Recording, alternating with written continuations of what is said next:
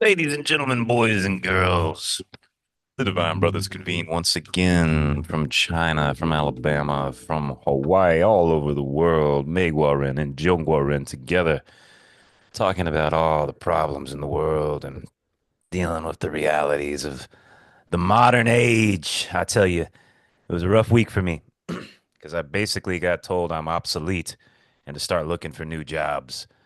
So that's always fun when somebody just tells you you're useless. Did We they don't use need you. the word obsolete? That would have been pretty direct. Yes, they Hmm. use that exact word. Yeah, they use the Chinese and the English. But essentially, we had a major lecture about AI, and it was like all everybody came out and they told us we want you to actively start using AI in all the classrooms. All students are going to use it, so just accept any work from AI. You know, so this has been a problem for the past few years, but like recently it's gotten really big. Every single assignment is done by AI. Every single student does it, and it's so good. Doesn't matter how creative you get. Like they'll just it'll make a perfect assignment, knock it out of the park, and the students have just stopped learning. They learn nothing, you know. So we've been instructed you need to incorporate AI tools in your classroom. You need to learn how to use them. You need to learn how to adjust them. And if you don't, we're going to get rid of you, you know? And it was a sobering moment that made me feel like, it made me feel like the guy who wouldn't sell his horse. He didn't want to get the Model T. He was just like, I'm not getting rid of Betsy. This horse has been with me my whole life, man. I'm not fucking I'm gonna be the old man. I'm not giving up my stone, my stone axe. I'm not going into the Bronze Age. I felt the resistance in me, and I realized that the world is going past old Dean. So So a fun week. you'll be replaced with AI, and there'll probably be like one central history teacher that just presses the AI, like supervises the AI for the history department. Let me tell you how good it is, man. So I'm reading this huge ass book with my high level seniors, like it's a big proper grad school.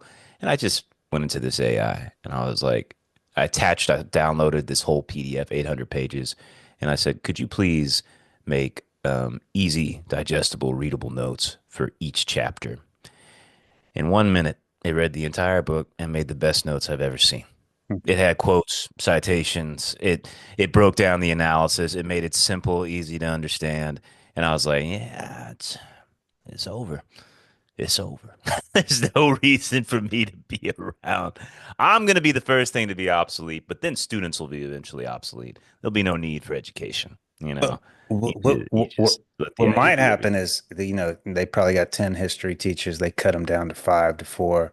So eventually it's just you're fighting to the death for the position that's left, and that's probably what they'll make you do in China, right? Put you in a pit, and whoever comes out victorious gets to keep the job, something like I that. don't think it's just China, man. I think it's everywhere. Right. Yeah. Yeah, yeah. Implement that I, practice everywhere. Yeah. I really don't think it's just China. Like they were going into this thing. They showed this video of these AI doctors that just diagnose you. Like it's an AI where it just scans you and it tells you exactly what the fuck is wrong with you. Like, and apparently its diagnosis is like 10 times better than a human.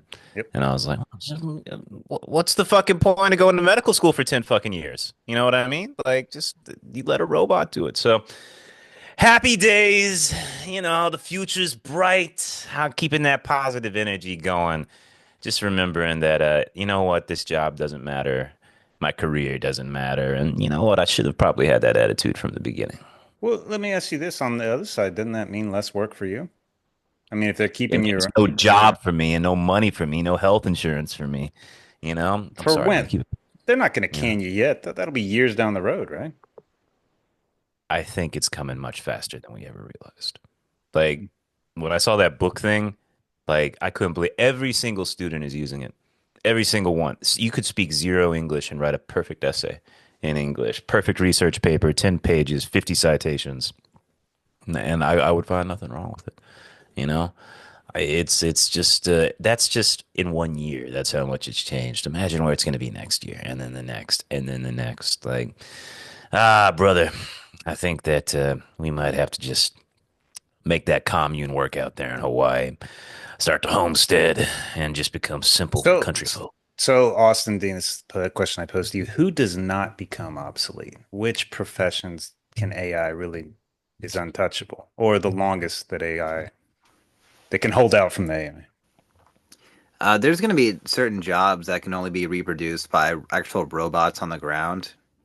And we see through, like, I think it was General Dynamics releasing like robot dogs and so forth. I think they've released uh, robots that are shaped like humans. So once those actual machines are on the ground and able to do those things better than human beings, then everyone's going to be obsolete. But until then, it's just going to be anyone that does their work like primarily through a computer or it is information based. It seems to be. So then we become obsolete, and then we all fall under the power of the So monolith, the great computer. China, China has like a huge sex doll industry. Oh It's yeah. gigantic, Is you it know? good? Yeah. Yes, it's shocking. So this was something else they talked about. This was part of the lecture. They were like human beings are being replaced, and there was a whole section on sex dolls and stuff. And I always thought of sex dolls as a goofy blow up doll, No like way. something Quagmire would have. Yeah. Dude, they have they make some shit. It's getting out of that uncanny valley. And what they do is they plug AIs into them, like ChatGPT responds to you, cares for you, and stuff. Some of them are starting to do tasks. Like hey, can they're talking about getting them to do things like basic cleaning and stuff like that, and like Wow. they're getting advanced, dude. And pretty soon they're like, yeah, why would you even bother having a human companion? Like your AI girlfriend's never gonna argue with you. She's always going to tell you how beautiful you are, and she's always going to be perfect, you know? And I was just like, God damn, is this really the sci-fi novel we're living in, man? So it is what it is, The dude. the classic show Futurama did a lot of good commentary on sex robots and the ethics behind it. But I Yeah, think my it's makeout bot. yeah, it's perfectly reasonable to assume that people are going to go in the most easiest, efficient direction when it comes to getting their needs met. It's totally conceivable that that would be the preferred method in the future. Because, like you said, there's no resistance from AI. But on the positive side, Austin, too, I was gonna say, because if they do that far, they could make a robot that is like a Bender prototype. You could have like a best friend Bender in your house. You could buy the Bendel model. It would be fantastic. So in that regard, that would be kind of fun. But yeah, Austin, I was going with my 10th graders through a World War II book, and we were getting into Hitler in prison, talking about Mein Kampf and stuff, and he was laying out his ideology. And this is one of those worrying things that sometimes happens in China. Like we literally have the guy laying out a eugenics policy and talking about only the best should breed together, and we should, I mean, it is you pretty know, practical. eliminate. Sure. And Yeah. and as there's this girl, in the class. I love this girl, but she raises her hand. She's like, "What's wrong with this Yeah. ideology?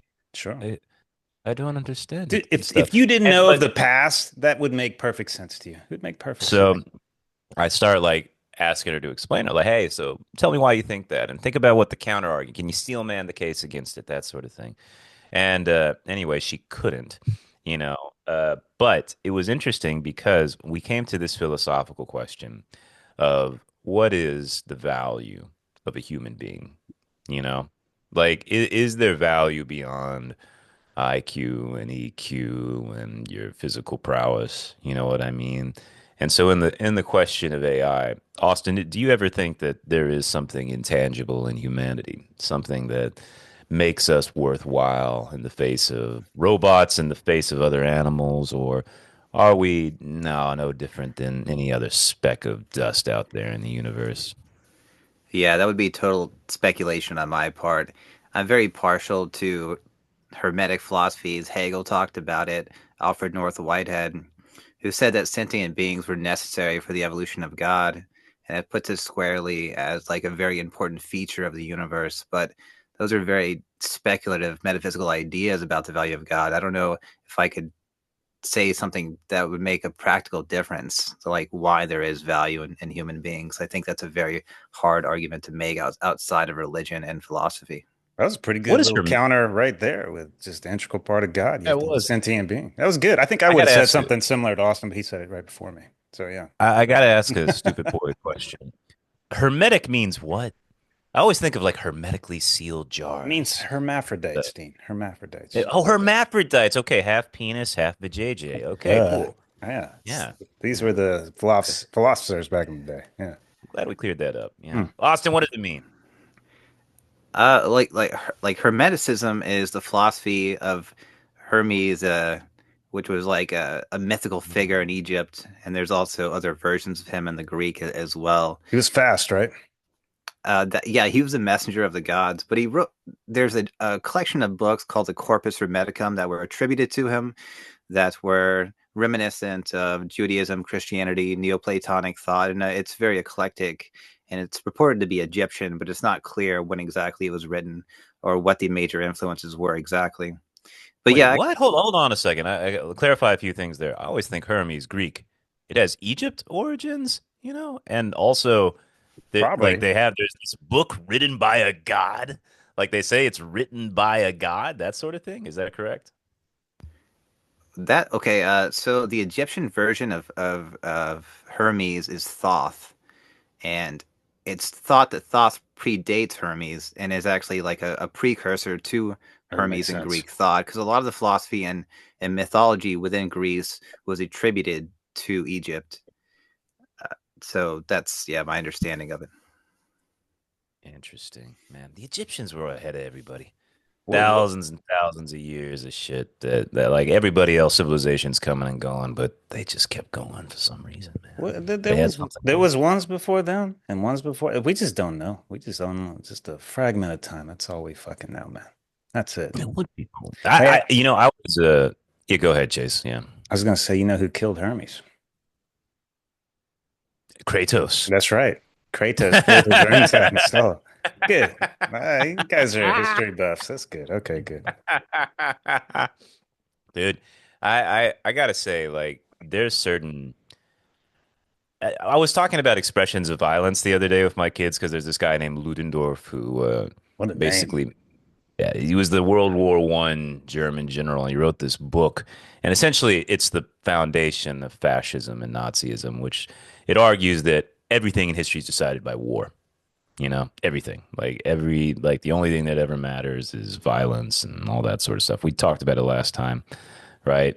But there are these parts of me that really just enjoys a violent moment, you know?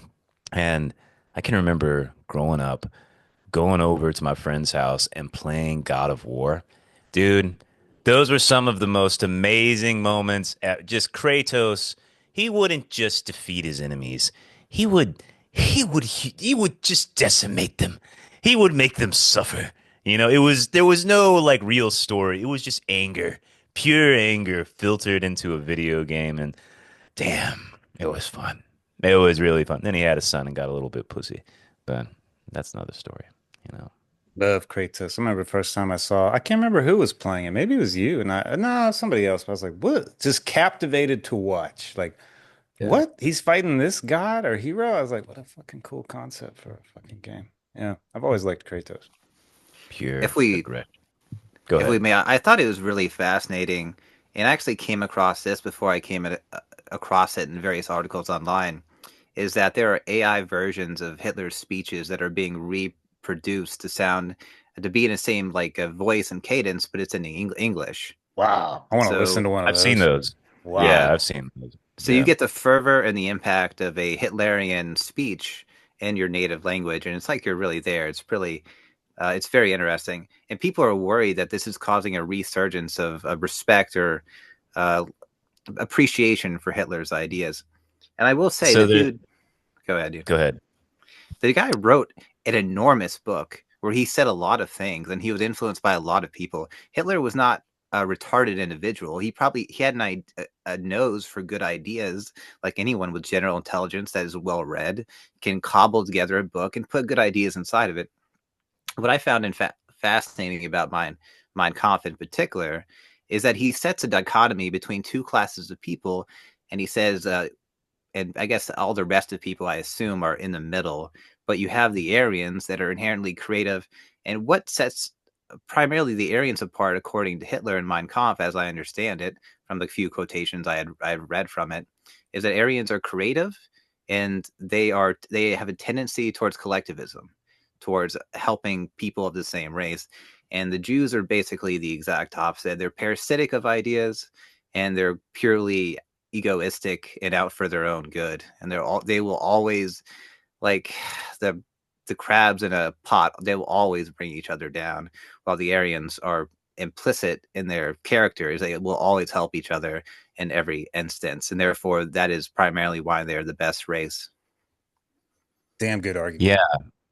Yeah, it's a good argument until you see how Germans treat each other in the Weimar Republic, you know. But the idea is like that basic idea of trying to attribute personality traits to bloodlines, right? That's basic 20th century eugenics argument, you know? It makes sense on the surface. It It definitely has makes like a sense. common sense sort of appeal. But the deeper you go into it, you realize that the complexity of people is way, way too great to attribute to entire bloodlines, you know?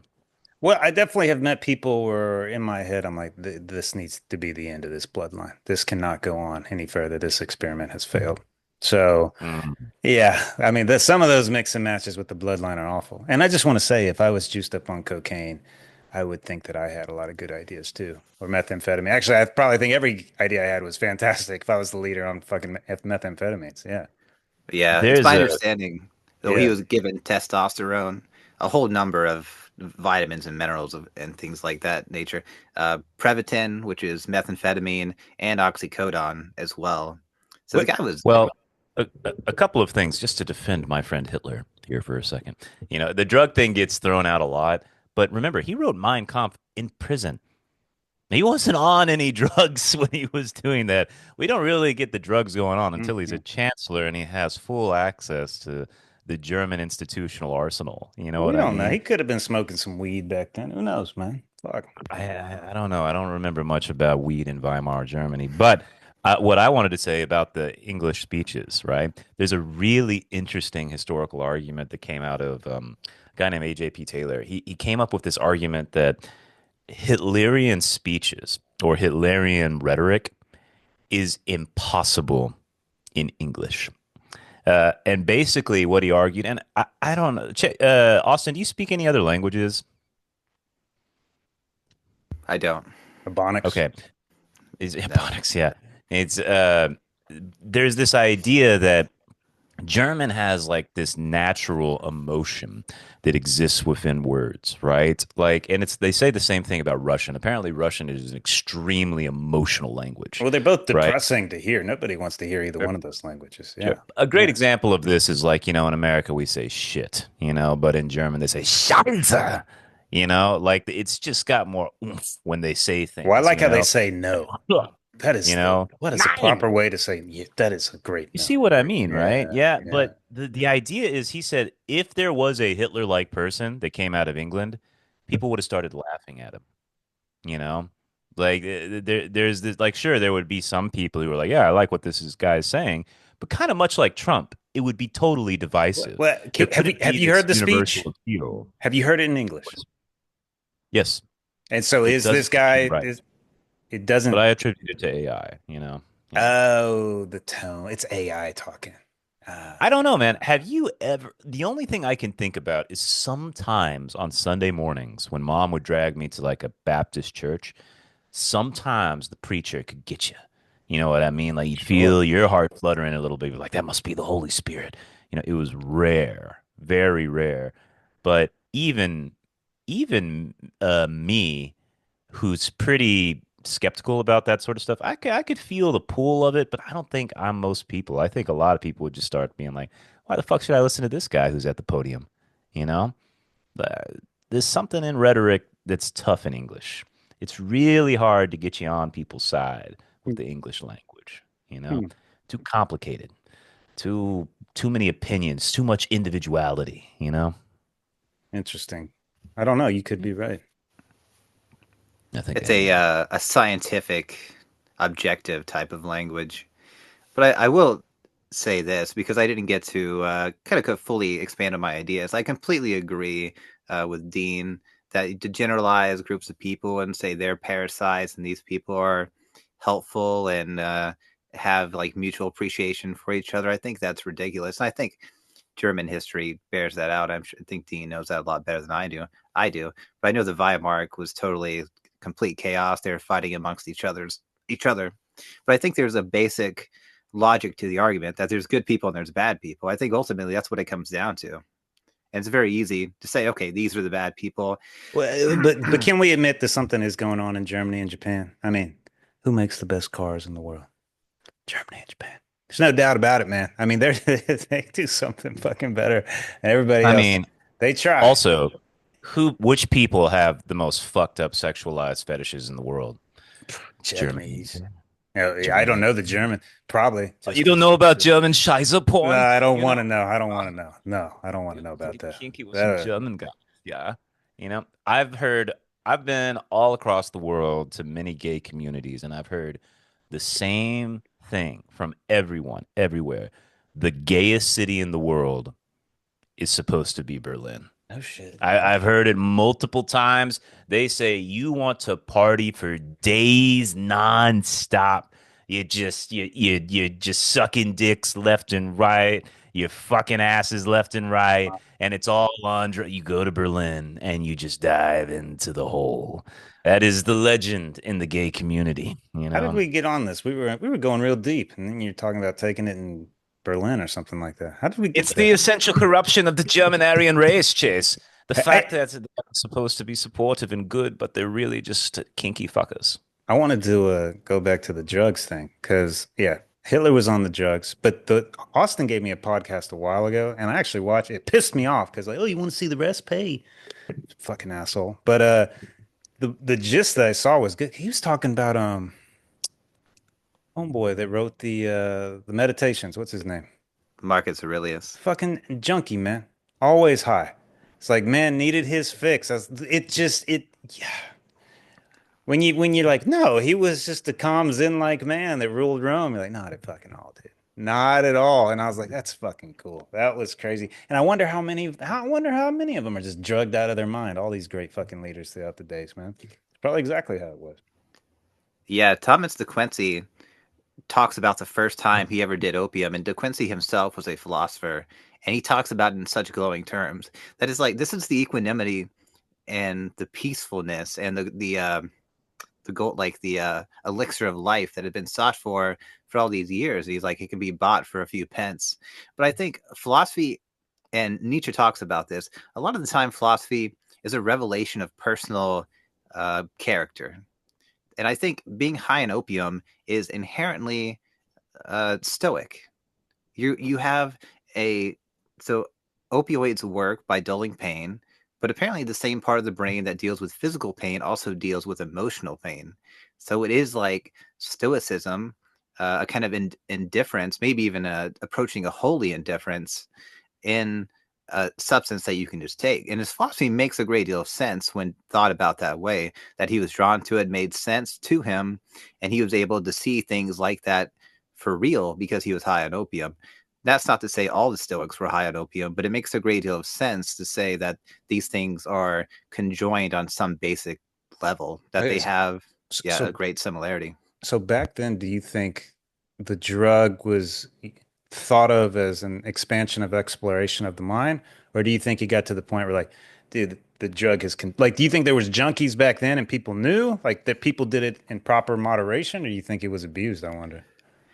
That's a great question. I'm actually not sure how far back opium use goes. I think it goes back quite a far ways because I have vague memories of coming across examples that people were memorializing it by putting it on walls and drawing it. And it's been known as a medicine for a very long time. And I believe even during the Greek period, it was known to be addictive as well. But I'm not totally aware because Armand's work deals with this. Dr. Amon something. It deals with this, but I haven't read his book, so I'm not super familiar exactly with the history of opium. But it's been used very widely for a very long time. But also the negatives have also been known. There's it's interesting because in terms of the history of drug use and religions, I think that goes back a long, long way. The one of the interesting things that I learned about is I read a great book on Zarathustra, and Zoroastrianism, the old school Persian religion. Yeah. And man, oh man, they had this thing called Soma, which Aldous Huxley takes for Brave New World. And we're not exactly sure what it was. We know it was some kind of grass. That's all we got from the descriptions.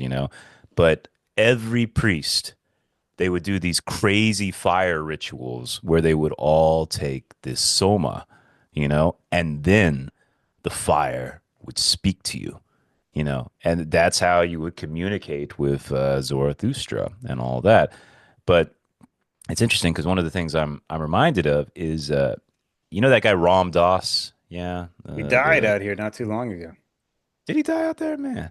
He had a story where he was Mr. LSD, go try mushrooms and all that stuff. As one of my favorite quotes, take a heroic dose of It's a mushrooms. great quote. Great quote. Oh Great quote. man.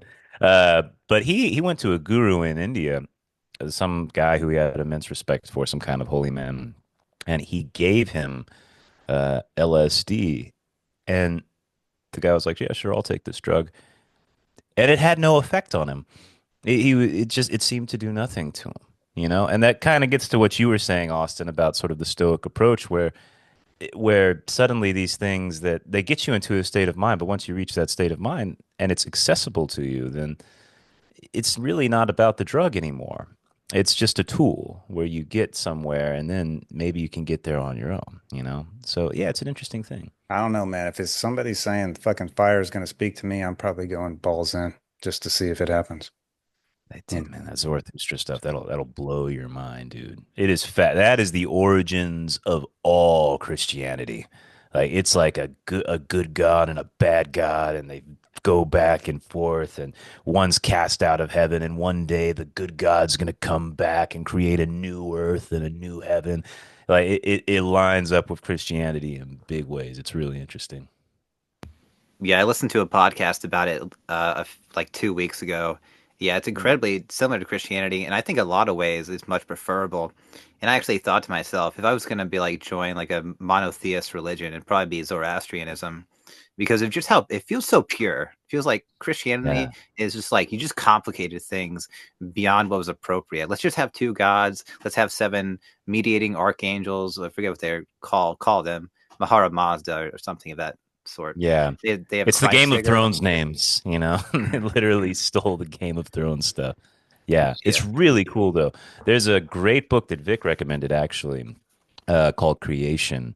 And it details a guy who goes through the Middle East and like he goes in Socrates, Greece and the Buddha's India and he goes into Persia in the post-Zoroastrian era and he goes to China during Confucius's time because they all were similar contemporaries. He has to kind of stretch some of the numbers a bit, but basically 100 years where they're all in the same time period. And the guy is a Zoroastrian priest. Yeah. And man, oh man, you see how radical the idea is.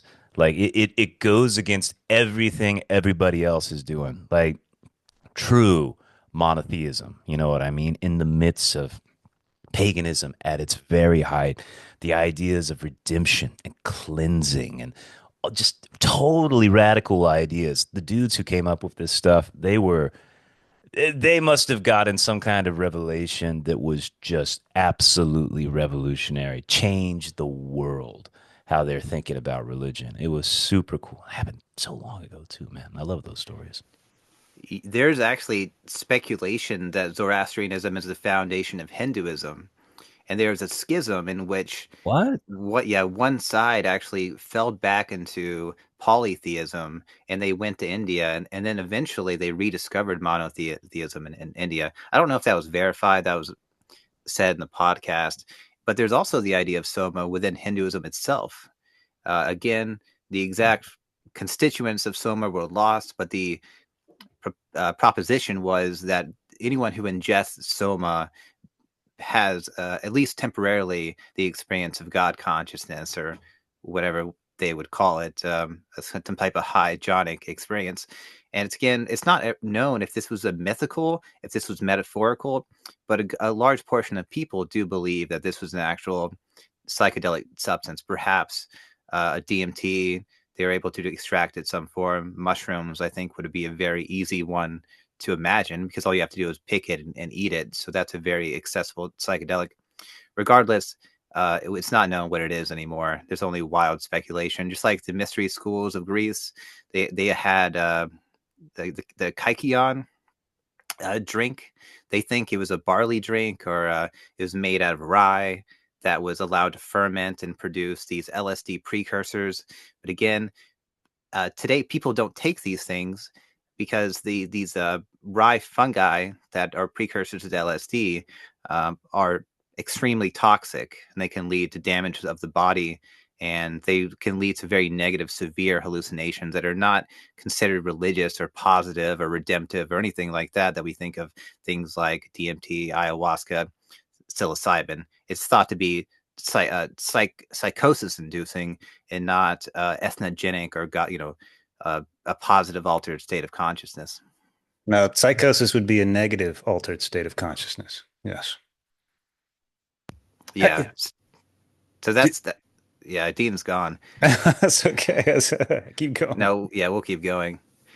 So, uh, so yeah, it's unknown, but the idea that all the most prominent people, and actually just I think actually anybody was allowed to go, but if you were prominent, you had to go because it was a very important cultural ritual that people went through.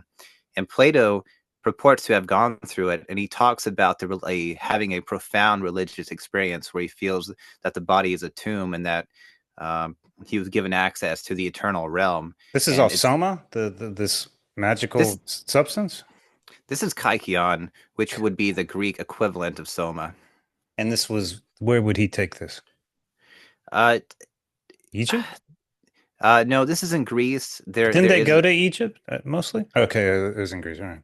No, as far as I know, there wasn't a ton of travel. The Greeks had a very high respect, and you can find a lot of Greek precursor ideas in Egypt. And the first uh, Greek philosopher, Thales, who said, I think he was the guy that said everything is water, was purported to be an Egyptian. So it's very reasonable to say that Egypt was the foundation of Greek philosophy, but there was eventually this disconnect, and there wasn't a high traffic back and forth, to my knowledge. There wasn't a trafficking of ideas back and forth, at least not on a high degree, because Greece went its own way philosophically. Hey, But there was let me ask you this because you're getting deep into this. This is the Kakeon. This is a we could say this almost like a church-like place. Anybody could go, or this is for select people only. This is an exclusive club.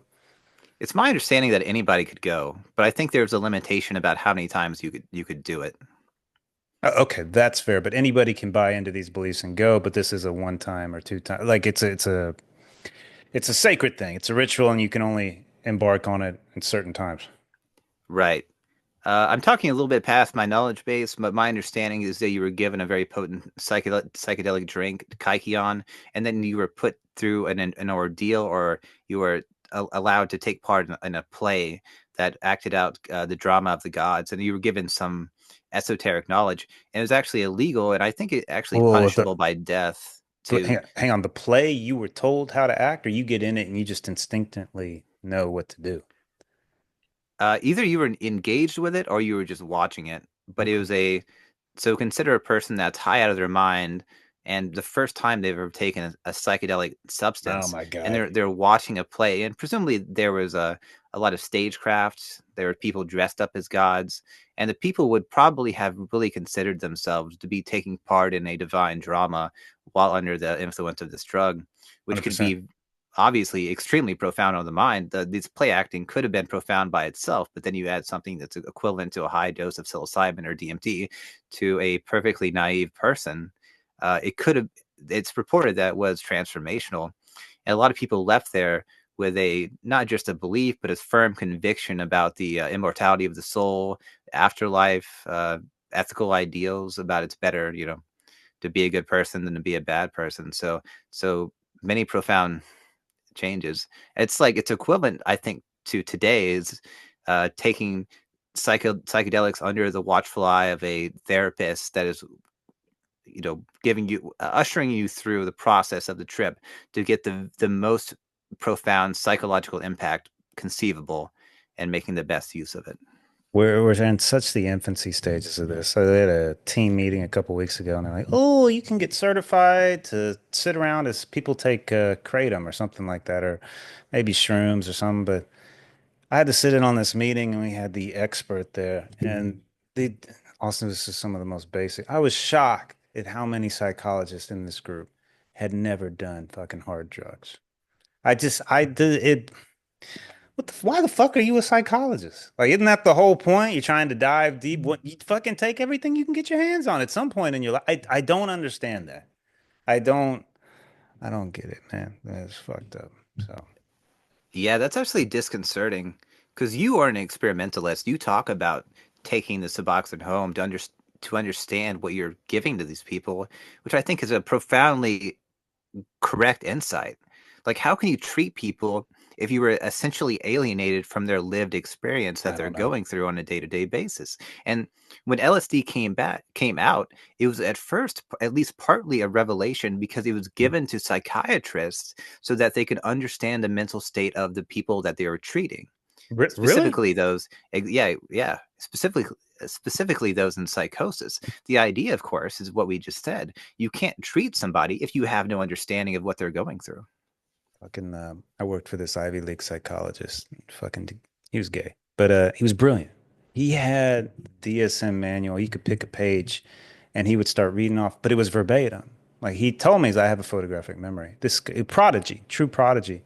I remember we had a company party, and I was talking to, like, we were drinking beer at his fucking mansion, and it got on drugs. I was like, you've never done it, never needed it. Never needed it. Never did. Never. I've just been on point my whole life. And I was like, I was so disappointed. Like I lost so much respect for him. I was like, dude, this is the field. It's just like you can't do that. You can't just never take anything because I've been efficient. I'm like, that's not, you're missing the whole point. It's not about being efficient, man. This was the best of the best, apparently. And I was like, man, this guy is, he's, he missed it, man. He missed it. Fucking Yeah, disappointing. there's a guy named Charles Tart who was one of the first I forget exactly what you call Transsexuals? them. No, he was like a transpersonal psychologist. That's Oh the yeah, term I yeah. was looking for. Yeah. You have Stanlov Grof, who I listened to a podcast not long ago where he was talking about the entire process, but by which he was giving people different levels of LSD and allowing and undergoing psychoanalysis with them, reporting that this greatly speeds up the process of healing. And he says the best healing is the higher. He eventually came to the conclusion that the best and quickest form of psychological healing arose from giving people massive doses of these things because it doesn't allow the personality to offer any resistance. Yep. You're completely carried away. You're given the revelations and everything, and then you come back.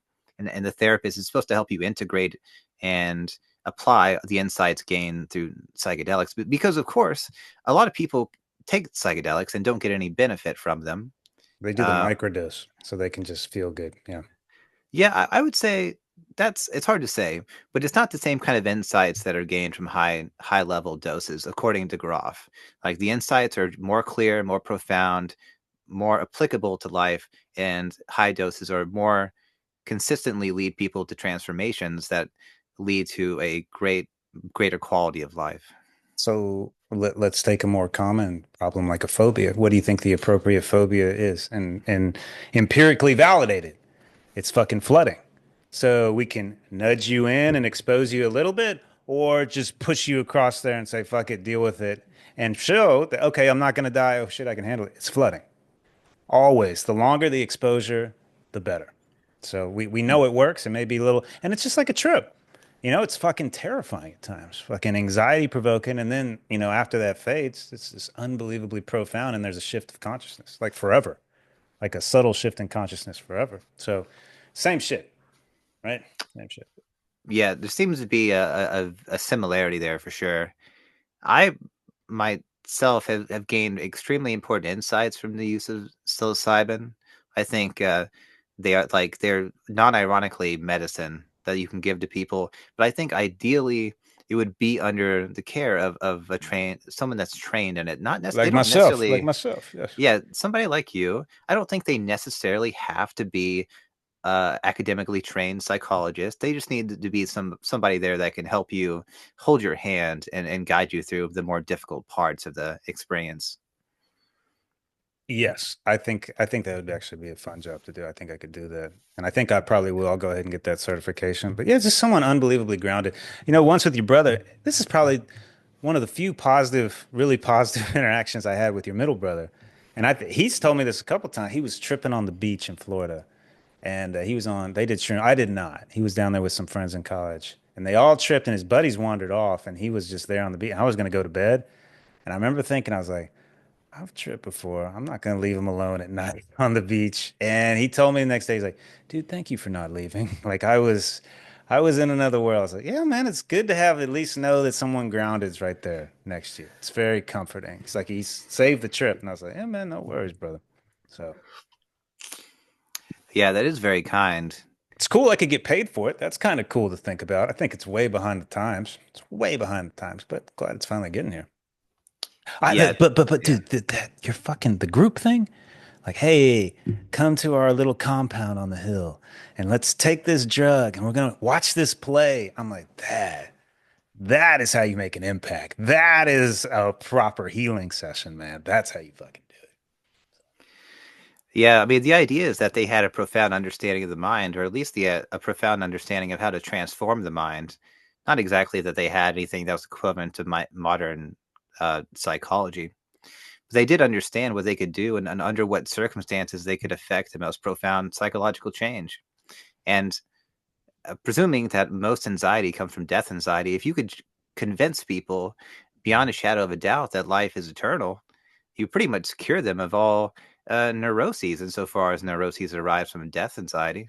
What do you think the split is in this world of people that believe in that life is eternal or this is just you turn to dust? You think it's close? Where do you think that falls? I couldn't say. I know in America, atheism is on the rise. Yes. Yes. And Schopenhauer has a critique of Christianity. He says it's one of the greatest pitfalls because we were given a poor metaphysic that was not sufficient to quail the death anxiety that everybody is tormented by. And he pointed towards Buddhism and Hinduism because they say their logic makes a great deal more sense and it's more amiable to the idea of immortality. Because in Hinduism and Buddhism, you existed well before your physical incarnation. And therefore, it's much more easy to conceive, or it's more logical to say that you would live after this physical incarnation. He says Christianity doesn't make a lot of sense because they claim that you only exist, that you were only created when you came into physical incarnation. He said this is kind of uh, not a good way of looking at it, and is actually like antithetical to the idea of immortality because it doesn't make sense that immortality starts at a certain point. It should be forever. But that's kind of like a specialized critique. It never made sense to me. Even as a kid, I was like, it's so limited, you know? Like this is it. You go to one place. It sounds kind of awful. It's like, what if I want to leave? You know? What's around the corner, Heaven? I want to go to the gas station. It's like, no, you got to stay. So, no, man, I do not know about the early stuff like you guys do. And I say, if you fucking are trying to help broken people all day, the last thing you want to do is dive deep on anything psychological. But if I could get to the point in my career where I was like, all right, today I'm doing a fucking trip session with someone. They're banking out. They're paying me like 250 an hour to sit with them. It's just like, that's cool.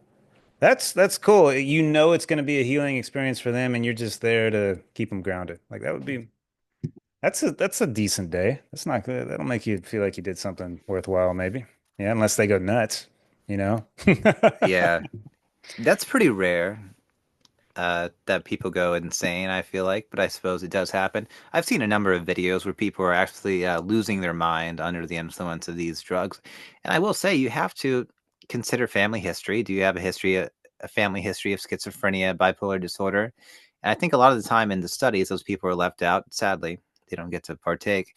But if you have someone that's doesn't have a history of those things, is reasonably fit and healthy, and they're working on something that their normal mind will just not let them resolve, I think psychedelics are incredibly appropriate. And Yeah. I've myself have had a lot of very intense and helpful insights from them in a non-structured environment. I could only imagine if I was given a pharmaceutical grade dose and have someone there that is really knowledgeable about how to walk me through the most difficult parts of my history and so forth, that the transformation could be even greater.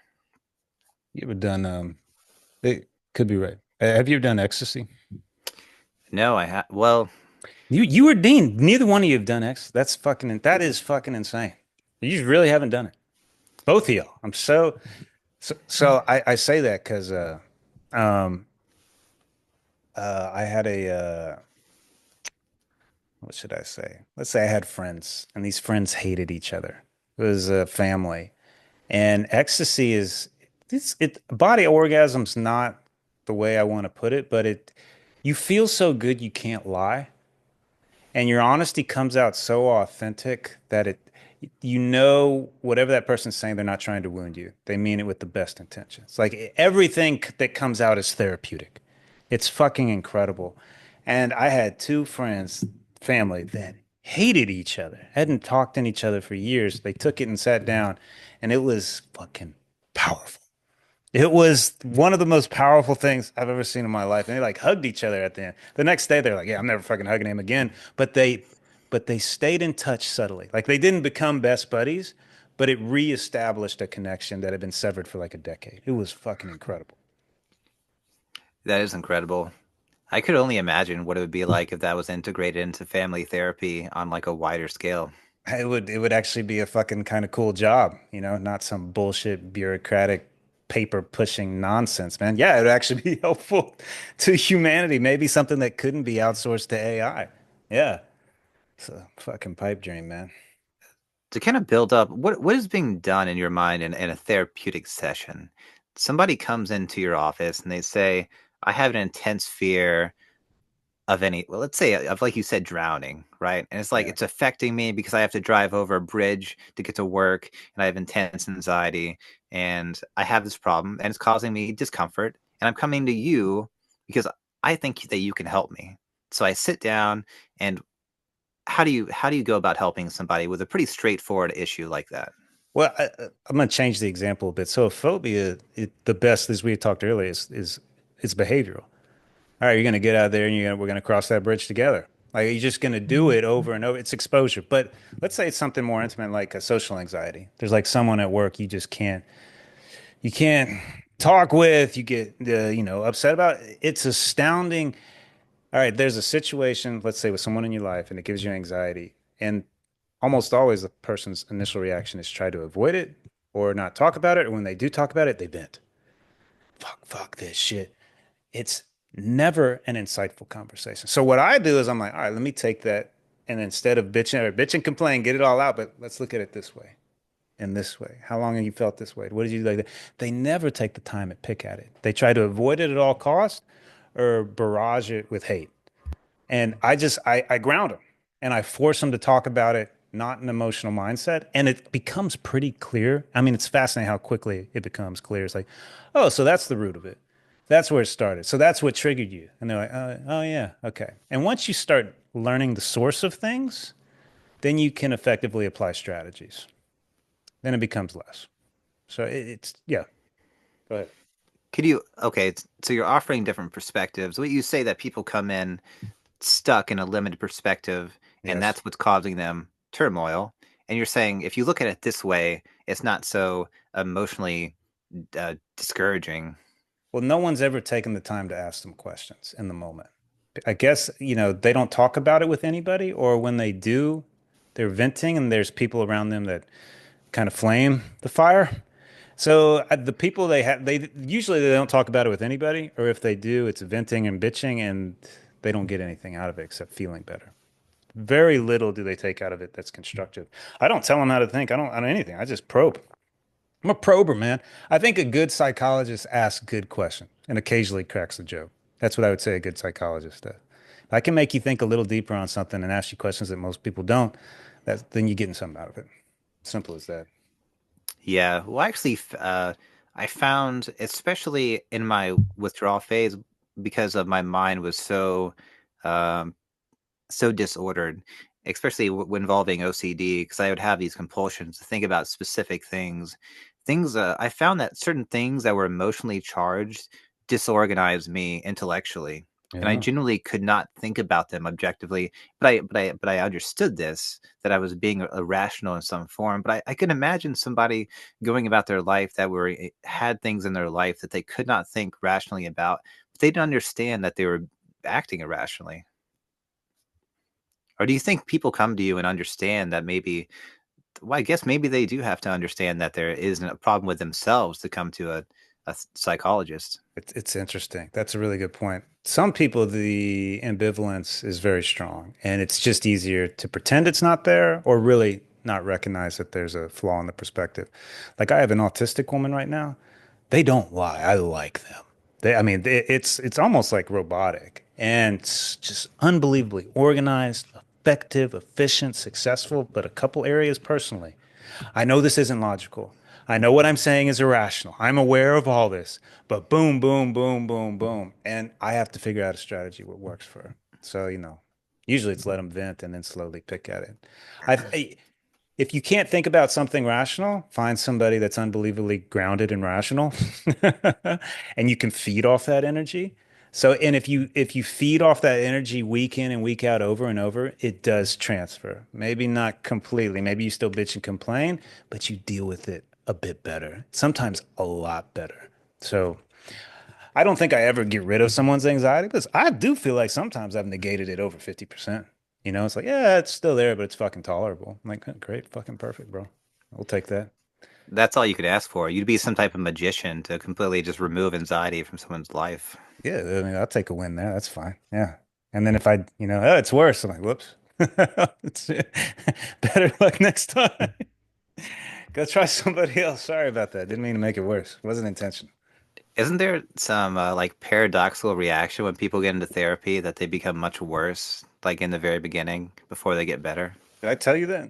I think I might have heard that from you. I probably told you that. Yalom said that.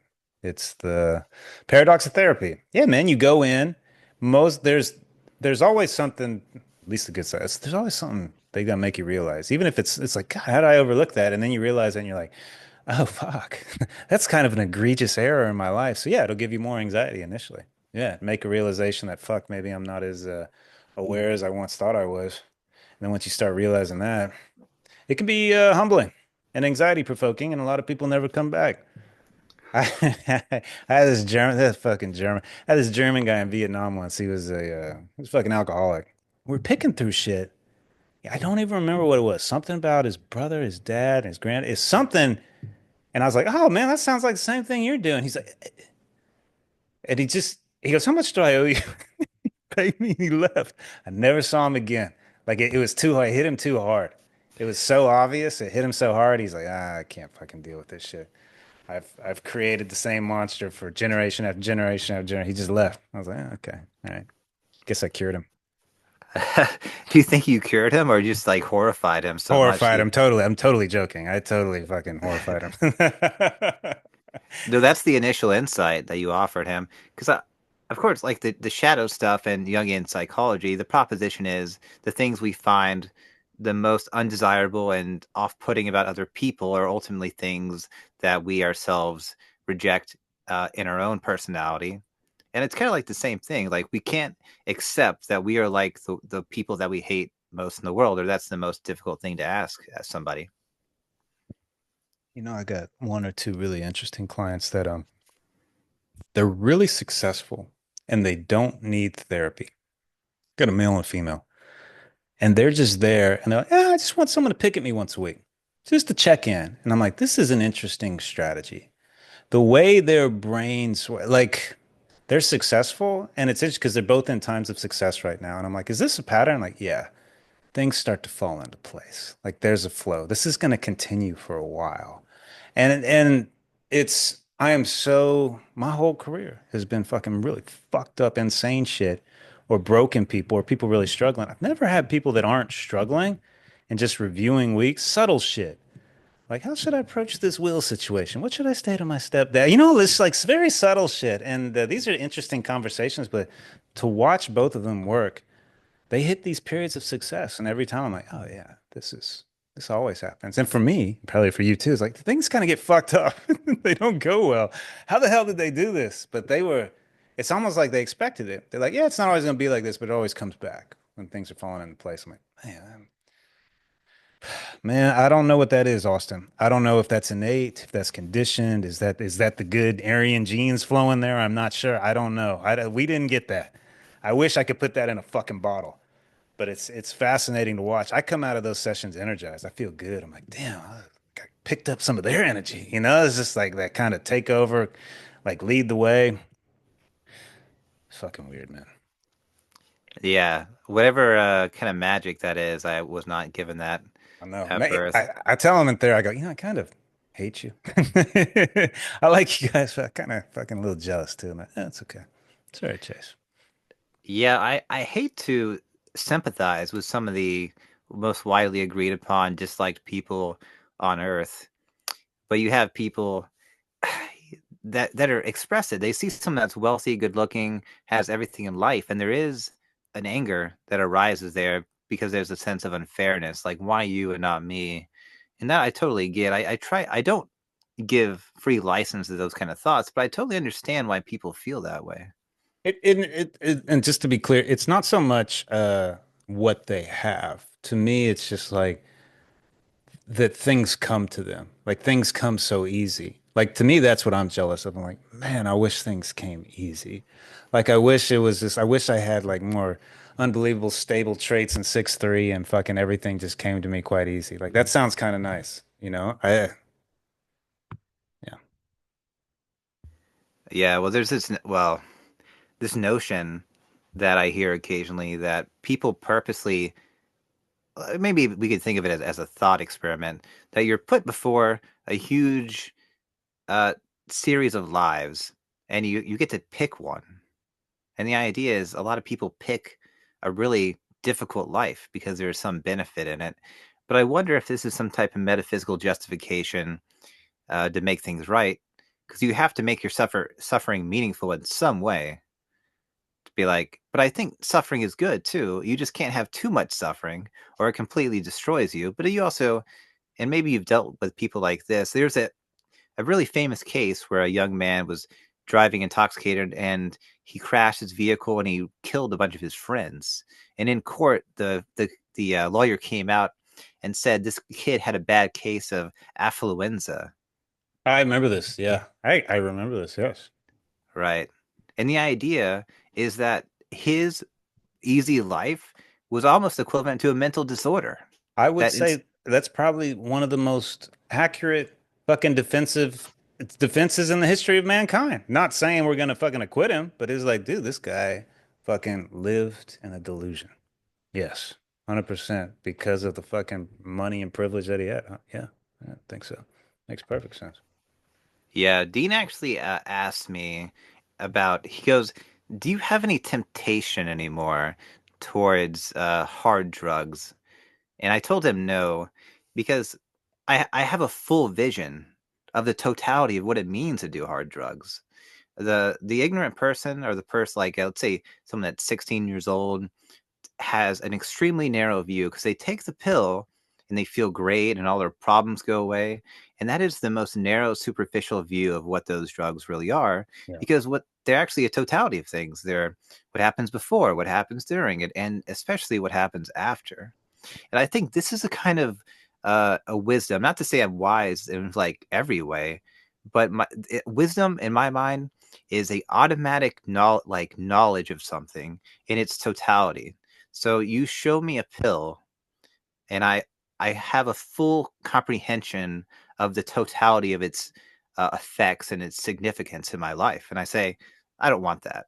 I can think of it abstractly and say, okay, what's it like if I took it? I would feel great, but it would lead to really bad things. Therefore, in the final analysis, it's not something that I want. Well, only people that are unwise, that have this narrow view, take the pill recreationally and get the consequences from that, right? It's fucking unfortunate because that's the reputation that that medication has now. And I think to that interview with that Greek guy, I remember that horrible fucking interview that I want to punch in the face that told me to fucking pay for his Patreon.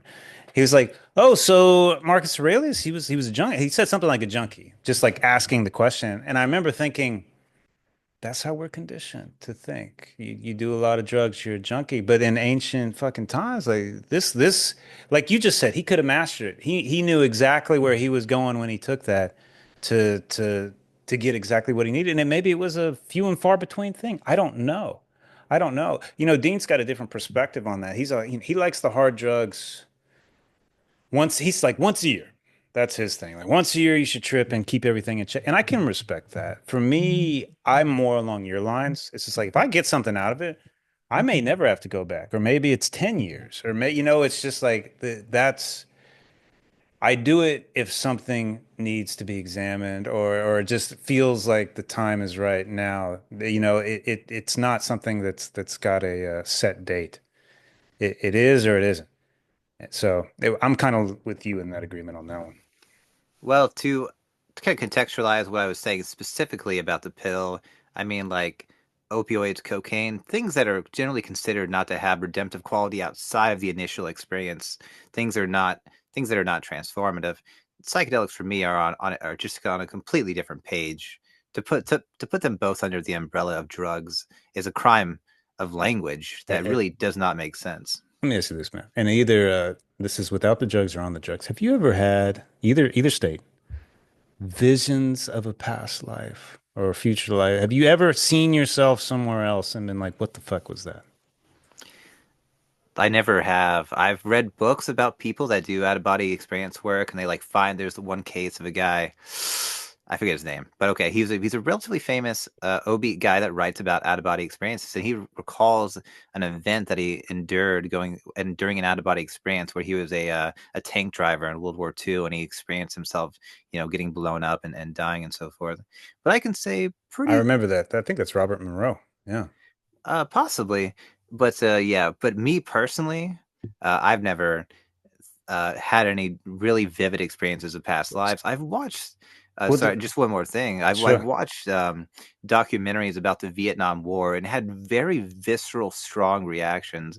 And one of my kind of rationalizations was like, the thought did pass my mind, did I experience this on some level? Because whenever I watch a documentary about Vietnam, and I do not know why, I don't feel this way about other wars. I get this really strange visceral reaction that's just way beyond what it should be. Isn't that interesting? And what is that? Is that in my head or not? So I took the DMT not too long ago. There was one part of it where I turned back. I was floating on the ceiling, or at least up in the air, and I could see Chase, and Chase could see below him, and I could see above him. It was it wasn't Indian. It was Nepali Chase. It was Indian, but it was me. Similar feature, but it was an Asian man. It was vivid. I got a buddy in Hawaii. We were doing LSD. Dean was there with us, and we were laying down. This is 3 or 4 hours into it, and the visions hit. It was me and him laying down, and it was like Atlantis. It was ancient. It was shit around us, and it was just like we have known each other for a long time, but we were laying just like we were head to head on the floor on some seats, and I'm like, what is that? Now these are in altered states, but they were so profound and vivid, and just out of the blue, I'm like, tend to believe it. I tend to lean that direction, man. It go because I lean into the Buddhist philosophy because it makes sense and alleviates anxiety. Yes. So Yeah, that's very hard to uh, to deal with on like an empirical, rational basis. It's the idea of how much credence do you give to personal subjective experience when it counters a contemporary scientific understanding of the universe. It's very hard because you end up sounding well, unscientific, irrational, and perhaps people would judge you pretty harshly for having ideas that are outside the scientific paradigm. I think it's really hard. It's really hard. We are generally brainwashed to think of things in a materialistic way, and we know through quantum physics and so forth, materialism itself is an outdated mode of thought, but we're entrenched in it still. so you know why I buy into it? I buy into it so ever since I was like teenager, I would talk to people, and when they told me things, on occasion, I would get glimpses of them somewhere else. Sometimes like older, and I was like, Chase has an imagination. I'd never chalked it up to anything until I went to Asia, until I talked to people, and they're like, past life regression. Sometimes you can see it. It was never myself. I can only see myself on drugs, but other people, sometimes in therapy, I talk to them and I'm like transported back. I want to say it's rare, but it's been happening since I was a teen. The only people that gave it credence were the for the East. Over here, it's just like, it's in your head. Fuck it. Don't even think about it. It's just imagination. So I lean into it because it's like, fuck, it's always been there. And they just gave me an explanation for it while the people in my fucking culture say it's fucking nonsense. So, yep, that's all I needed. Hey, Dean, welcome back. You were gone for a while, buddy. We didn't need Sorry. you. We were enjoying our time without you, actually. Yeah. I have to say, when I was gone, I felt intense anger because I was like, I can't believe I've been kicked out of the one fucking thing I look forward to all week. That was really upset. You know, we forgot about the power bill, and it just was a whole annoying thing. Because in China, you pay for 6 months at a time, and yeah, it just happened to happen right then. But we got the power back, so I'm sorry about Oh, that. well, glad you paid your bill. Now you learned your lesson. You better pay those bills, son. Turn off that power in China. Luckily, it's no big deal. It's all done on your cell phone. It's just fucking annoying. Jesus Christ, took a long time. Hey, so Dean, we've been talking about the limited scope of Christianity, how it failed to help men understand that life is eternal. That's why atheism is winning. But I was recently taught, it's like, I I I I believe in the past life because I told you. But remember when I told you about the DMT where I saw myself as like an Asian Nepalese guy, and then I've had things like, have you ever had anything like that where you saw someone else's past or your own fucking past? Or Austin never has. No, I've never had that. No. Yeah, neither one of y'all have. On drugs, have you ever had anything like a vision type thing on drugs like that? Like somebody else or your Yeah. life? Uh, I was always entirely in the moment, you know. Okay. Okay. Uh, so for example, like my experience is almost always on drugs are things happening now. Even my most intense experiences, like on DMT, I met somebody who was not associated with me. Like I met a woman of light who was in the cosmos and stuff like that. And when I'm on shrooms or acid, I tend to be very keenly aware of the people around me and the nature around me. And I very rarely go internal, you know. Austin was asking about he was saying, the hard drugs. And I you weren't here, but I was like, Dean prefers that like once a year if he could ideally do it. Like a trip, a good trip, and you could change that, but I believe that's what you believe. Austin believes Yep. that you could be done with it or maybe on like only when needed, or maybe never. There's just a little bit of a difference. I look at it the same way that you get a checkup. You know, Mm, like I think of it as a good way to sort of flush your brain and it's like a cleansing, you know. sure. I wish I could do it once a year. I absolutely would. And I would set it up. I would make sure I was in a good place with people I trusted. I'd make sure my body was right for it. I would make sure that it was ritualized and something that I could go back to every year. Yeah, I would. I think that would be a healthy thing to do. You know. And by the way, I'm not talking about like, some hardcore heroic dose here. I mean, just a trip. You know. You weren't here either. He's never done fucking X. Neither one of you have done X, and I'm so Mhm. disappointed in both of you. It's No just desire. disappointing. I hope you feel it. I hope you feel it radiating from me. Yeah. Very I was disappointed, always man. more interested in psychedelics, man. No, I think the other reason no. is I knew a lot of gay dudes who went way too hard on the shit, and I saw it rot their brain. Like genuinely, they slowed down. People don't use it. So I told us. So there was two friends out here that hadn't talked in years on this island, and I gave it to them, and I served as the intermediary. They hugged it out at the end. They had the most profound conversation, one of the most profound I've ever been a part of. And even the next day, they were kind of upset that they hug each other, but they kept in touch. People that hadn't talked in like 7 or 8 years now stay in touch because of one session. It's fucking incredible. You can't Sure. lie on that shit, man. So anyway. Not for me. Not for me. You know, maybe one day. Well, is any? But Oh, dude, do you guys want to? What the fuck is going on in the world, man? Did you want to talk about that crazy fucker that? What? Uh. Luigi?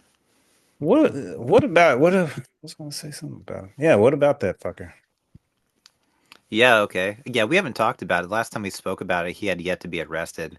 So they found him in a McDonald's in Pennsylvania. Somebody turned it And in for the cash and they're gonna regret that. apparently, some dude recognized him from those really weirdly angled photographs, and Luigi had a pistol that was at least partly manufactured through 3D printed parts. He had a manifesto, and he had his ID that he used to check into the hostel that he stayed in New York. And there's a movie. They're going through something, and I think it was Minority Report. And he's looking around. He's like, "Oh, there's fingerprints. There's blood. There's a signed note that's saying I did it." He goes, "You know what this is? This is an orgy of evidence." He goes, Mm, "What does that mean?" He goes, "You know when I've ever seen this? He's like been doing this for 50 years. I've never seen this ever. mm. It's really weird. It's a really weird red flag. Luigi was captured with an orgy of evidence upon him, basically essentially proving his guilt beyond a reasonable doubt. So, but yeah, what do you guys think of this situation? Well, I will say this. The manifesto was disappointing, you know. Like, have you guys ever read the Unabomber's manifesto? It's I've heard Mm. audio on it. That guy was smart. That Dude, guy made sense. It was a little scary how much sense he it was making. was definitely one of those things where you're like, okay, I'm seeing logic and I'm Yeah. seeing like Yeah. there is some serious like there might be a couple mental gymnastics going on, but There was one part of that, the Unabomber. And I just want to, before you interrupt, they overlooked it completely. They're like, there was a time where he went to a psychiatrist because he had gender dysphoria and he wanted to become a woman. oh, interesting. I And didn't he know was that. going to the session and he just got to the door and he decided he didn't go. He never went. Like he went, but he Uh, never went into the set. And I was like, we're overlooking this? You wanted to be a woman and then you yeah, just all of a sudden didn't and blew up buildings? Sorry. So anyway, dude. But if it's your manifesto yeah. and you know you're about to do something big and you know you're probably going to get caught, you got to do better than like I hand wrote this on. Like take your time. You've got This to I make didn't read it. Was it Ivy something League? It memorable. was an Ivy League quality, huh? It It wasn't good. reminded me of something a high school student would write. You know, So like, it's so listen, I bullshit. know, listen, I don't blame the feds, they're parasites who did this, and the healthcare system's fucked. You could have said something profound. You know what I mean? And again, Austin, I kind of raised my eyebrow a little bit too. This guy's like, he's UPenn, he's Ivy League, working, doing Masters work from on UPenn civilization too. six. Yeah, he ain't Like, stupid. were you really writing such a little, kind of pussy little manifesto? I don't know. This guy's so meticulous, carving words into bullets and stuff. And it's this little handwritten manifesto that kind of makes me go, like I think maybe Austin, if you're writing an orgy of evidence, maybe the goal is to make us go, oh, you know what I mean? Like maybe that's the best reaction they could hope for. Instead of everybody going, yeah, revolution, we just go, oh, yeah, it's You know, not that. Well, the thing that stood out to me is yeah, the famous picture is him at the fucking what coffee shop. You see have his face. I'm like, I never saw a damn detail of the person that shot that person. Just boom. But I don't know who the fuck that is. Somebody gets shot and then they show me half a guy's face. I'm like, that was the guy. I'm like, how do I know that's the guy? I don't fucking believe anything they say, man. So who knows? It's probably all nonsense. Yeah. before the official manifesto, there was another manifesto going around that was reported to be written by him that was short, Oh, but it was quite compelling. He gave accounts of his mother's suffering from neuropathy, that she would go to doctors, be denied for essential coverage. There's like a whole thing that she had to go through, and basically detailing step by step her decline into just abject horrible pain, right? And which he partly blamed on the insurance companies. sure. He said that she would wake up screaming, and he had to go sleep in the living room to get away.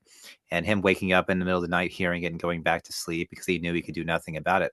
I'm not sure if that was ever verified being his, but it's very convincing that it would be his because I believe he talks about his own suffering as well with back pain and stuff. But that might have been written earlier, put on Twitter. I'm not sure of the origins of that particular piece of writing, But I will say about his manifesto that is attributed to him, that was found upon him, I think there is something very respectable about giving the opportunity to rant and rave and just writing something that is very easily understood and succinct, and anybody can read and understand and appreciate, right?